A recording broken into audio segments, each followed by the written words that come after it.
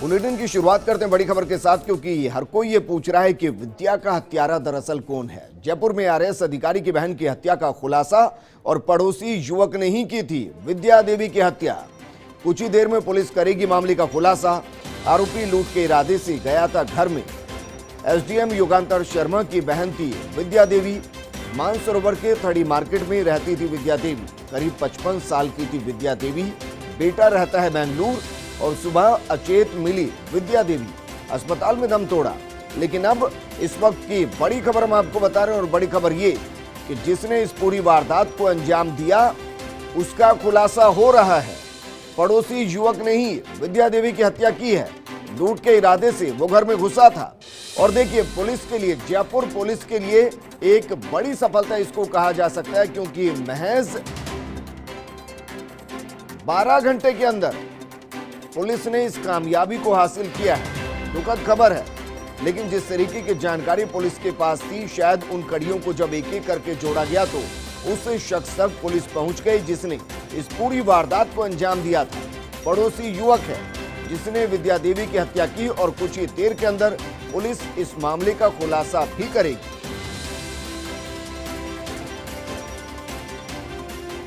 शिवराबाद थाना इलाके के अंदर एक रिहायशी घर के अंदर स्कूल में टीचर महिला हैं, उनके हाथ पैर बांध करके बॉडी मिलने की हमें जानकारी मिली। उनको हॉस्पिटलाइज करवाया गया था, उसके बाद में उनकी डेथ हो गई है। और घटनाक्रम के ऊपर एडिशनल कमिश्नर साहब और मैं खुद आ चुका हूँ। हम लोग यही मौके पर कैंप कर रहे हैं, और घटना के सभी मेरे सहयोगी सत्यनारायण मेरे साथ जुड़ चुके हैं। सत्यनारायण, जानना चाहेंगे कि पुलिस के लिए एक बड़ी सफलता, महज 12 घंटे के अंदर इस पूरी मर्डर मिस्ट्री का खुलासा कर दिया है। बिल्कुल विजेंद्र, देखिए चुनौती थी पुलिस के लिए, जिस प्रकार से पुलिस के मुखिया ने प्रेस वार्ता आयोजित की थी और कहा था कि पूरे प्रदेश के अंदर कानून व्यवस्था को स्थायी रूप से सही रखा गया, कंट्रोल किया गया। लेकिन उसी समय ये सूचना आती कि मानसूर इलाके के अंदर आरएएस की बहन के घर में घुस के उसकी हत्या कर दी गई। तो पूरा पुलिस महकमा ये देखने में था कि पुलिस कामयाब होती या नहीं होती। ऐसे में खुद पुलिस कमिश्नर आनंद श्रीवास्तव की अगुवाई के अंदर करीबन 100 से अधिक पुलिसकर्मियों ने महज 12 घंटे के भीतर इस पूरी वारदात का पर्दाफाश कर दिया गया है। बताया जा रहा है कि जो मृतक है विद्या देवी, उसके बेटे की शादी फरवरी माह में होने वाली थी, और वो कुछ दिन पहले, यानी कि 2 से 3 दिन पहले, अपनी होने वाली बहू के लिए करीबन 5 से 6 लाख रुपए के जेवरात बाजार से खरीद के लाई थी कि मेरी बहू को पहनाऊंगी शादी के अंदर। और ये बात उनके जो पड़ोसी हैं, 2 युवक हैं, उनको इस बात का ध्यान था, और उनको ये भी ध्यान था कि विद्या देवी सुबह अकेली रहती है, सुबह अपने घर पे वो चारा लेने निकलती है, तो उस समय अंदर घुस जाएंगे और हम लूट के और उस समय फरार हो जाएंगे। लेकिन उनके मन में कोई मर्डर करने का इंटेंशन नहीं था। लेकिन अचानक वो एक युवक अंदर जाता है, लेकिन अचानक विद्या देवी वापस आ जाती है। तो ऐसे में युवक अपनी जो मनोशक्ति है वो खो बैठता है, और वो उसका गला घोट के उसकी हत्या कर देता है। हालांकि वो वहां से जो लूट की वारदात को अंजाम देना चाहता था, उसमें कामयाब नहीं हो पाता है। फिलहाल जो पुलिस के आला अधिकारी है वो युवक से पूछताछ कर रहे हैं, और साथ साथ ये भी कोशिश की जा रही है कि युवक के भाई का भी इस पूरे घटनाक्रम में हाथ था या नहीं था, इस बारे में तस्दीक की जा रही है। विजेंद्र जी बिल्कुल सत्यनारायण, इस दौरान पुलिस आधिकारिक तौर पर इसका खुलासा कब करने वाली है?